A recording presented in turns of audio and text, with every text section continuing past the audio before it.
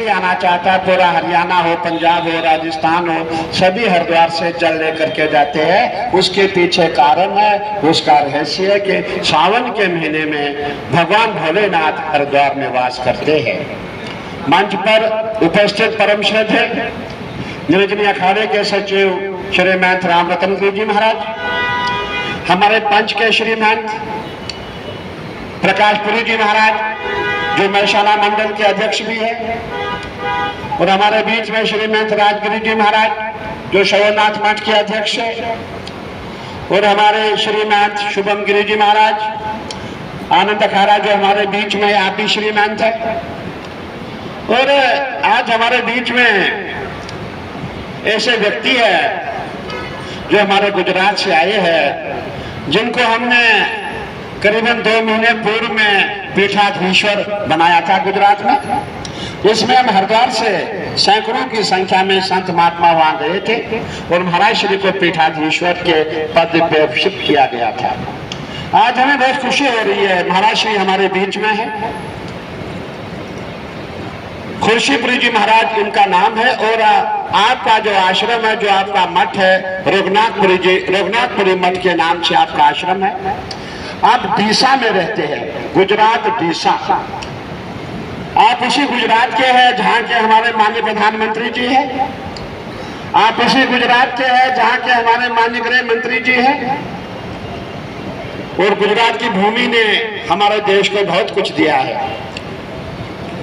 अगर हम महात्मा गांधी की बात करें, सरदार पटेल की बात करें, हम माननीय प्रधानमंत्री की बात करें, गृह मंत्री जी की बात करें, हमेशा गुजरात ने पूरे भारत को दिया है।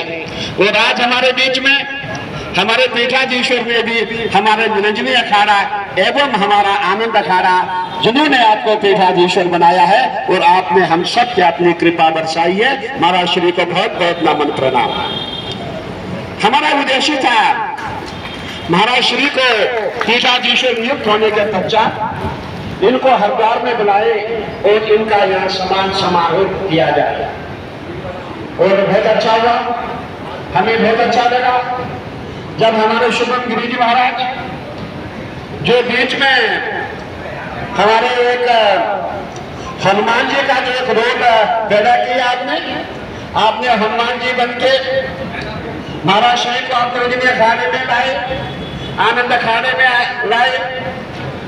मैं समझता हूँ आपका बहुत बहुत सहयोग रहा हमारे आपस के मिलन में, हमारे आपस के जो भी पद अखाड़े से महाराज श्री को दिया गया। महाराज श्री हमारे बहुत ही सौम्य है। और अभी जो महाराज श्री ने जो गुजरात में भंडारा किया था, मैं महाराज श्री से पूछना चाहूंगा कितना खर्चा आया था महाराज जी? 15 करोड़ रुपए का भंडारा गुजरात में हुआ था, जिसमें मैं स्वयं उपस्थित था और हमारे कैलाशानंद जी महाराज उपस्थित थे। महाराज श्री ने 15 करोड़ का भंडारा किया था।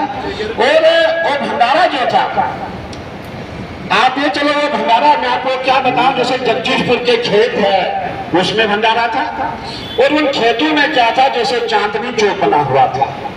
लाखों की संख्या में पूरा गुजरात महाराज श्री के कार्यक्रम में था। और जब वहां चावल आते थे, चावल कैसे आते थे? ट्रैक्टर में चावल आते थे। इसमें जैसे हमारे यहाँ पतीले चलते ना, वहां ट्रैक्टरों में चावल बन के आते थे। और लाखों की संख्या में पंगत में लोग होते थे। और जो लस्सी आती थी, दूध आता था, वो टैंकर में आता था, टैंकर में आता था। और वहाँ टैंकर का जो पाइप खोलो, जैसे आप पानी पीते हैं, वहां से पाइप खोलो, गिलास उठाओ, आप लस्सी पियो, लस्सी पीनी है, छाछ पीनी है, छाछ जो भी आपको पीना है, दूध पीना है, टैंकरों में। टैंकरों से कम वहां कोई काम ही नहीं था, क्योंकि वहां कहीं एक दिन जिस दिन महाराज श्री का कार्यक्रम था, हमने स्वयं देखा। उस समय हम 10 लाख लोग उपस्थित हुए। और 10 लाख लोग आप जानते हैं, जहां 10 लोग इकट्ठे हो जाएंगे, 10 लाख लोग इकट्ठे हो जाएंगे, उनको वहां रुकना भी है, उनको वहां खाना भी है, उनको वहां शौच भी जाना है। पूरा जैसे महाकुंभ का मेला होता है, वैसा मिनी महाकुंभ महाराज श्री ने अपने जो डीसा क्षेत्र में है, डीसा में किया था। और अगर आप सच माने